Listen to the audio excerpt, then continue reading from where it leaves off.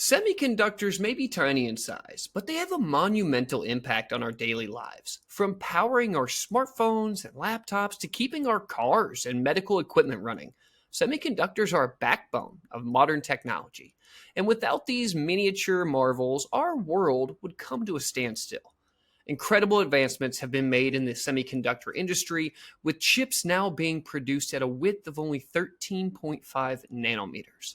That's roughly 1/20th the width of a human hair, and to put that into perspective, the average virus is around 100 nanometers in size, which means that these tiny chips are smaller than some of the smallest organisms on the planet. The fact that we now can create complex computing systems on a scale that was once unimaginable is a testament to the incredible progress that's been made in the field. Get ready to dive into the fascinating world of semiconductors. Hello, tech friends, and thank you for tuning in to Emerging Technologies in Business, where we take a deep dive into different technologies that are impacting businesses today and in the very near future. I'm your host, Brock Riney, and this podcast is brought to you by Kincannon XR. Let's talk tech. Hey, Robert, thank you so much for being here today, good sir. First off, Robert, if you don't mind, could you tell our home audience a little bit of background on yourself? So I've been in the business for about 25 years now. Oddly enough, I started in the semiconductor industry as a high school dropout. Wow. My roommate had recently just graduated and he started working in applied materials. Now, growing up, I actually was a car junkie. I built hot rods since I was like 12 years old. My roommate came to me and he was like, "Robert, you've got to apply for a job at this place. You would be so good at this." I started off at Applied Materials, mounting the chambers to the engine stands and just working as a laborer, picked that up. Eventually did go back to school, got my degree, and became lead in the manufacturing lines. I've worked in many different areas in manufacturing. Then I went into final tested many different platforms. Then moved into the field as a field service engineer and traveled the world, worked on many different types of equipment around the world, and just had a great career, somewhat of an odd career as well, but being able to have your hands on so many different tool sets is fairly rare. Oddly enough, my friend that got me into this business, he still works on the same equipment and I talk to him, I call him all the time, and he's like, "Man, you're speaking Chinese to me. I don't understand what you're talking because he's worked on factory interfaces for 26 years now. And so that's all he knows is factory interfaces. And so it's funny that I've had all this experience working on many different types of tool sets and working around the world at different fabs. It's been a great career and I've really enjoyed it. But beyond that, I moved into, I figured I'm getting a little bit older now, so it's time to start getting away from turning wrenches and working on machines. And I got into management and operations management for a couple of small semiconductor companies. And at that time, I started, part of my job as throughout the day was to research what's going on in the industry and to really find out how we as a company can make a more return and better sales in our business. And so I would dedicate about an hour a day just reading and trying to find out how we can grow as a business. And there's a guy named Gary Vaynerchuk. I used to listen to him online, and he says, "Do something for others and ask for nothing in return." And he's like, "I challenge you." And I said, "Okay." So I actually took the challenge and I said, well, part of my day is to read the news, find out what's going on in the semiconductor industry. I'll just start writing and posting on my LinkedIn about what's going on in semiconductor. And so I did. Next thing I know, I'm getting 100 followers a day on LinkedIn. It's just growing and expanding. I'm getting phone calls from CEOs of billion-dollar companies, and I'm just like, wow, people are saying, "Wow, I love your content. Thanks for putting it out there. Thanks so much." And today I'm at 43,000 followers and 30,000 connections. It's been quite a growth, with the whole chip expansion and the whole world learning about what microchips are and how important they are. It's grown a lot really fast. Today, I have a company that I work with that sponsors all of my posts, and it's good to just write and talk. I do newsletters, I do podcasts, I do about 4 posts a day.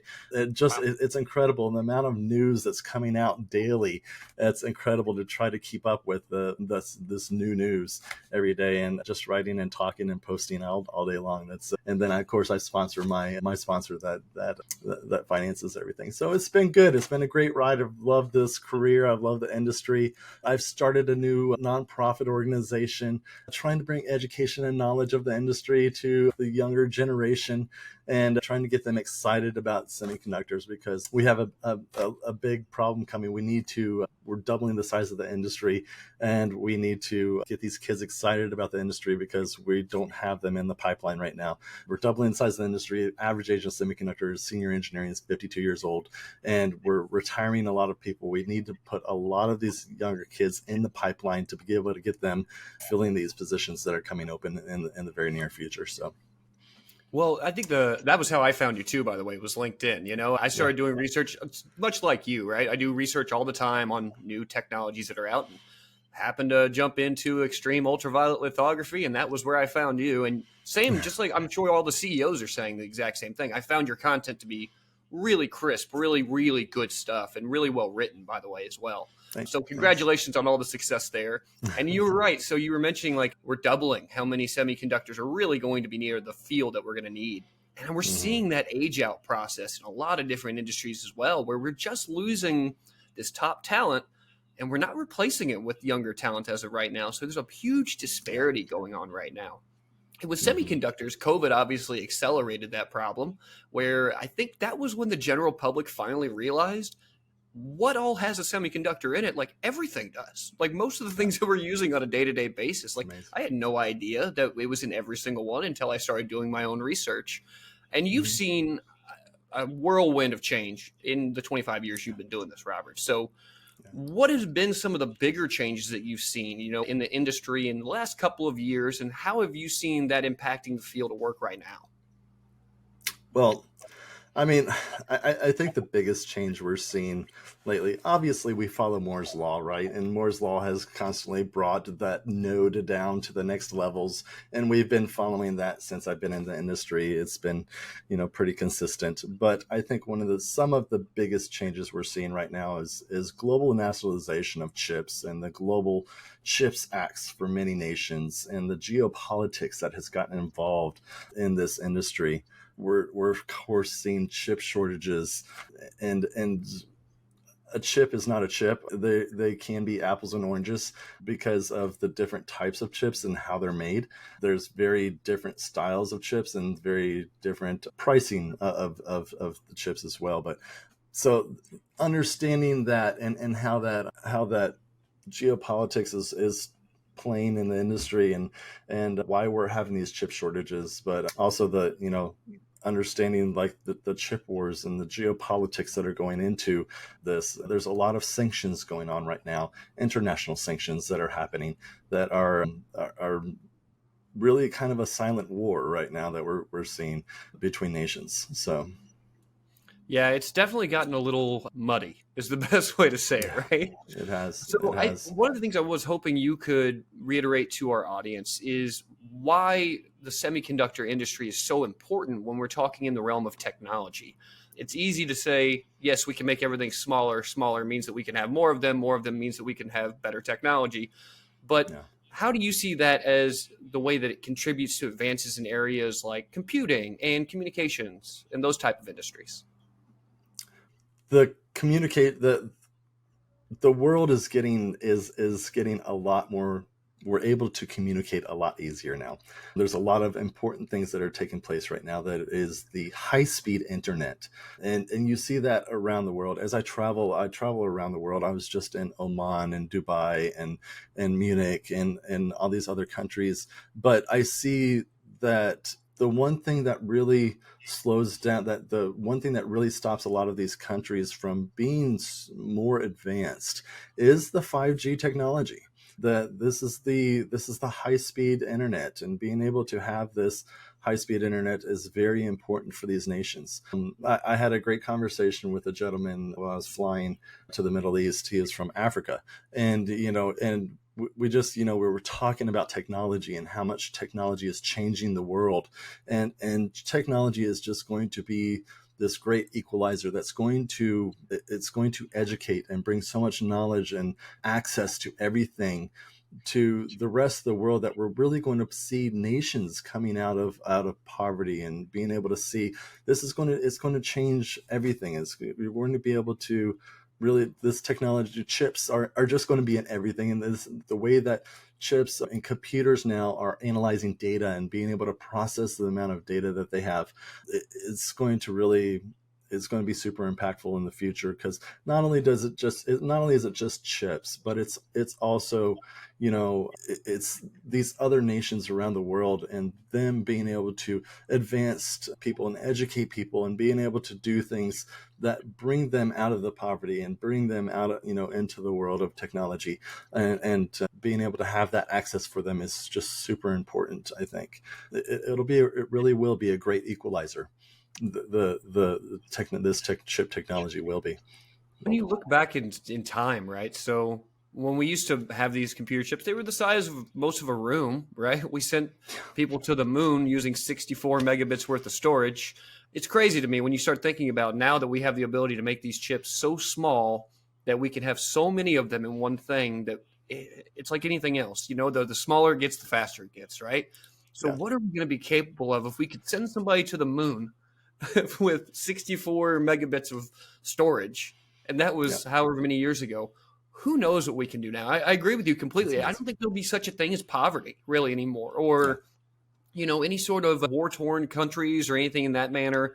Everything will slowly start building into this version of some sort of utopian society, I would assume. Yeah. Once we get to Mhm. that point, then, we'll have digital currency, because why would we have paper money? It doesn't make any sense any Right. longer either, right? So, I don't know how close we are with that, Robert, but I see the same vision. I think that's exactly where yeah. we're at. I mean, Hmm.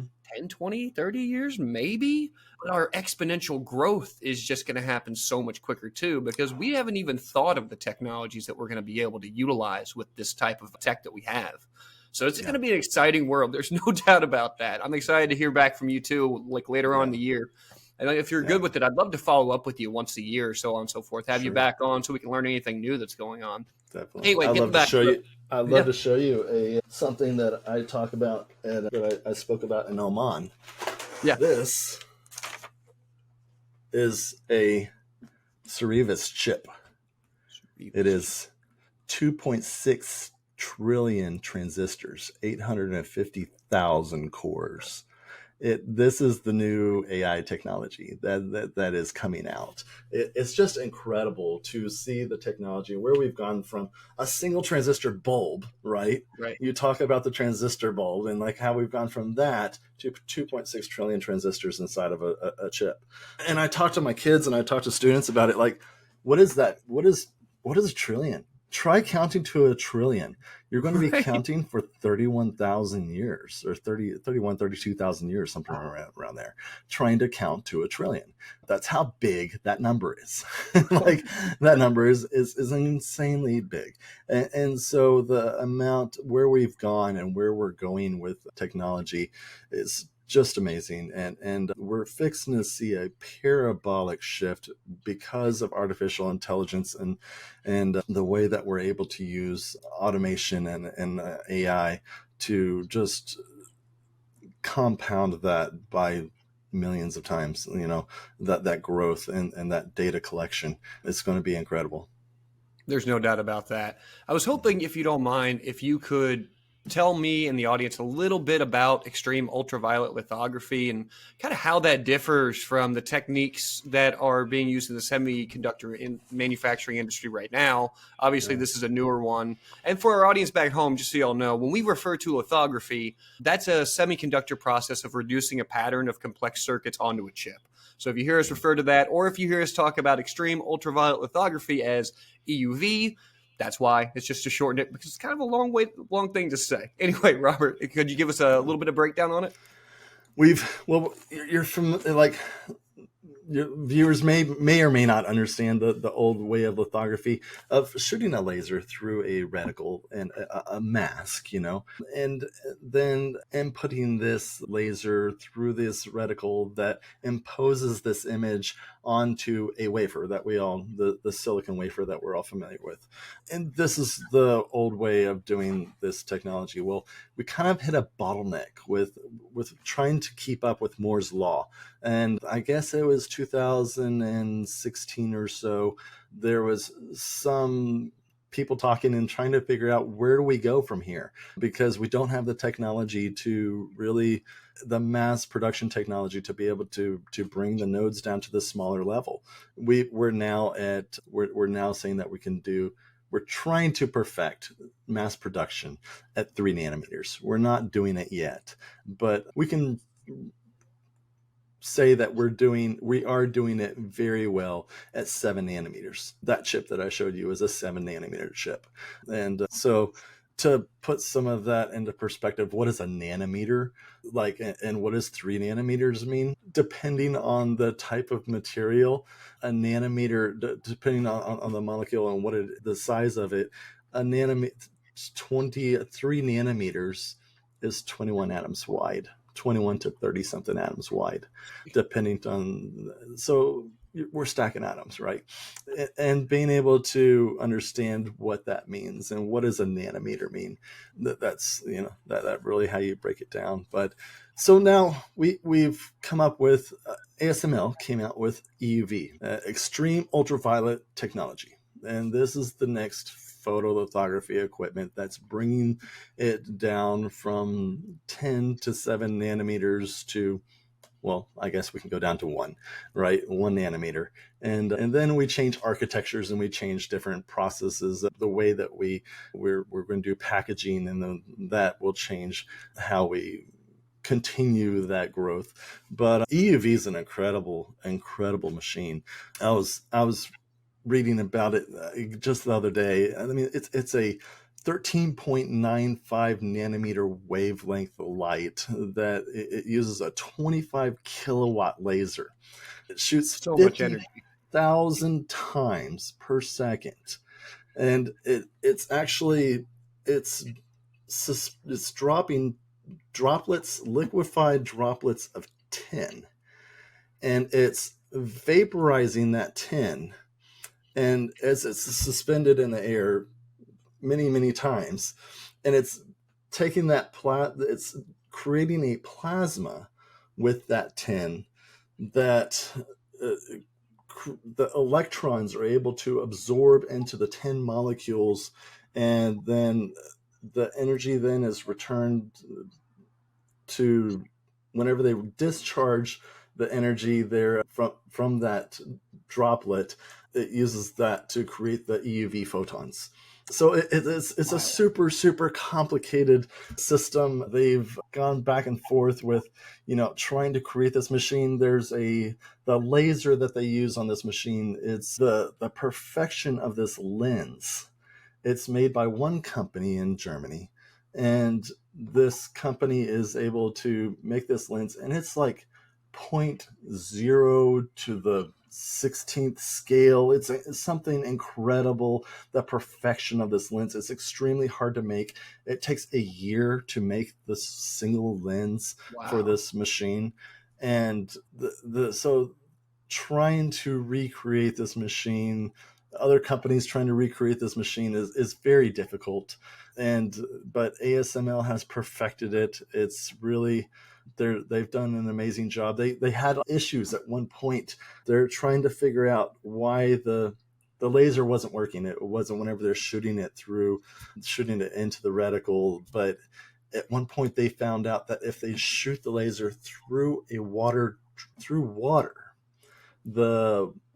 they're able to, the refraction of the laser through water is able to make this thing work. It's incredible because, and as they were creating this machine, how that, how those phases took Right. place, and how they, because they're like, okay, we got this, we can do this, and oh, now we're having this issue, and then they find out that if they shoot the laser through the water, the refraction of the light is able to do what it does. This machine You is got to just wonder how absolutely that incredible happened. technology. Yeah, You got to yeah, wonder how they figured that exactly. out one day. Did somebody spit take and we accidentally had the laser go through it? Like, Right. Bill, what happened there? Yeah, that's how we figured it out. We didn't mean to, but we just got there eventually. And you Yeah, can also yeah. see why all these other companies are trying to compete with ASML as well. Hmm. It takes a year to make one of these machines, not to mention it's Hmm. only $100 million to buy one. But we can see Yeah. why everyone's wanting to go that way, obviously, with the being able to make them as small as possible with the nanometer Hmm. technology there. Are you seeing Hmm. any sort of advantages or disadvantages to using EUV since it's become an option? And has it kind of changed what the adoption rate has been in the market so far? I know Samsung is building one of their own factories as well down here in Austin. Hmm. Are you starting to see more and more adoption for the EUV technology based on the people who can Yeah. afford it? Well, this is right now. EUV is only pretty much done in mass production at TSMC, and that is in Taiwan. Of course, we have a lot of geopolitical issues going on with that region of the world, and this one of the reasons why there's such a big push for the hundreds of billions of dollars that are being invested into the semiconductor industry globally. But we're building Samsung, we're building, which is going to be an EUV fab. We're building a couple of Intel fabs that are going to be EUV fabs right here in the United States. We're also building, what else are we? Oh, TSMC is going to start building. They're building two fabs in Arizona, and Okay. so TSMC is, thinking, well, geopolitically, maybe it's better if we're throughout the world. They're also looking at Munich and some other regions to expand to as well. But yeah, the EUV technology right now is, we're very dependent on one nation to produce this technology. So it is going to take a very long time for these fabs to come up and to get into mass production, because you can buy this machine, you can buy all this hundreds of billions of dollars of equipment, and have these, build these fabs up, but this is a recipe, it's a process to be able to make these chips and to be able to have the high yield, because not every chip on that wafer that you're making is going to be viable. So having a high yield wafer where it's financially, viable to be able to make this super expensive, buy these super expensive machines and making these chips. It's, if you if you don't if you don't make it, you know if you don't make it usable, if you don't make it financially Feasible, yeah. profitable, I'm sorry, Profitable. There the you word go. is, if you don't make it financially profitable, there's really no point in these companies doing what they're doing. So that's going to be the trick. That is really going to be the tricky part, is trying to bring these companies here, build these fabs that are going to cost hundreds of billions of dollars, and then perfecting the recipes, and making sure that their recipes and their equipment is creating high yield for high profits for these companies. And so is going to be very tricky trying to do that. So Yeah, for yeah. sure.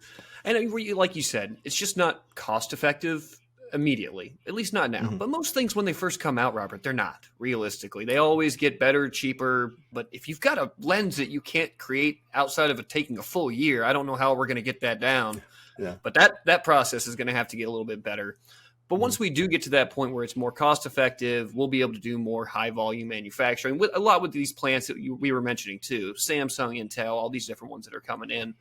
With Mhm. all the ones that we're starting to build now, do you think that there's going to be a big impact from EUV on new technologies like AI and IoT, or anything that you think that maybe we don't know about yet that might come out, or anything you've dreamed of? I mean, I'll sure, write it there's down. I'll patent it. I'm just letting you know I'm gonna steal it from you. there's lots of EUV will definitely be, will hinge our future technology and how the future technology, we're able to grow that industry. But like I mentioned before, they kind of are apples and oranges. The chips that we're short right now, you're hearing about chip shortages everywhere. These are the 128 nanometer, 200 and something nanometer chips that are old technology. These are the chips that are going into your transmission, the chips that are going into your washer and dryer, the chips that are going into your dishwasher. These are the chips that run the world. They're not the chips that run the world are the old legacy technology that you don't think about very much, that are really running the machines that you use on a daily basis. And of course, you can go buy your brand new Apple laptop, and you can go buy your super advanced new cell phone that's going to have the small node technology in it. That's going to have the 7 nanometer, 5 nanometer technology in it. As that advances, it's going to continue to get smaller, and we're going to continue to do different things like 2D packaging, 3D packaging, where we're actually taking chips and integrating them together into single packages, right? And that will continue to evolve. But I think most of all, we're going to see a big change in this technology.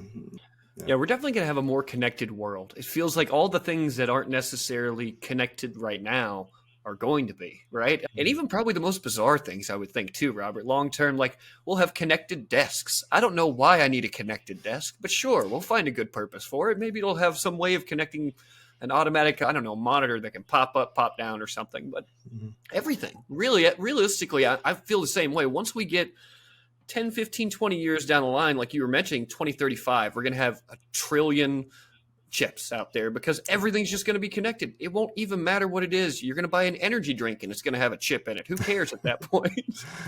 And I got to throw one more question at you because I like to have a little bit of fun at the end of the interview. So very weird question, but I like to ask weird questions to put people on the spot. So if semiconductors were superhero, which one would they be and why? which one would they be? Oh Yeah. gosh, Superman. Superman. I like it. Not too familiar with superheroes, but yeah, Superman would. They are going to be the backbone and the foundation of our world in the future. We are not going to be able to live without chips.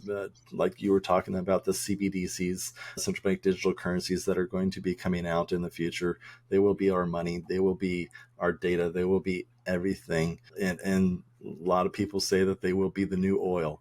So that's going to be very important. I actually wrote about that the other day, that China imported more chips. They spent more money on chips than they did on oil. That's Crazy. quite a feat. That's a lot. But yeah, and then the technology will change, and will continue to evolve and make it expand. So. Absolutely. Robert, thanks for being on the show today. You want to tell our audience a little bit about your nonprofit as well?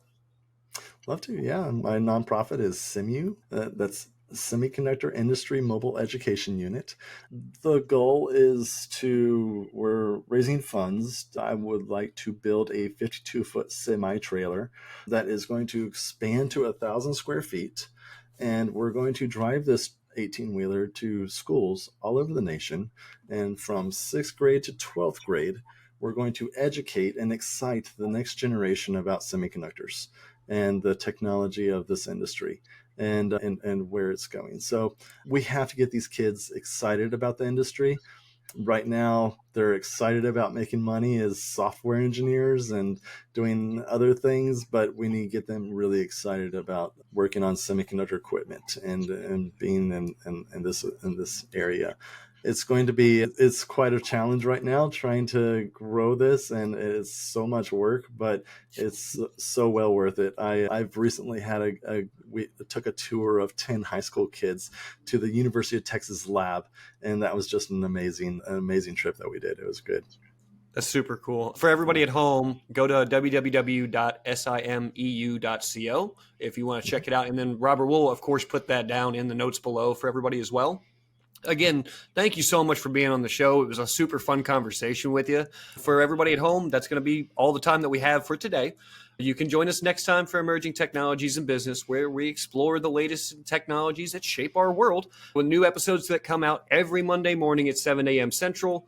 And of course, I have to take a moment to thank our sponsor, Kincannon XR. The future is XR, and if you're working in the XR world and you're looking to step into the future with XR, Kincannon XR is here to help bring your XR dreams into a reality, regardless of if you're developing your own XR application or you're looking for a helping hand to take an idea to the next level. Kincannon is here to help. Reach out to Kincannon XR by emailing them at inquiry@kincannonxr.com. And then, of course, you can also find our podcast on social media as well at ETIB Podcast.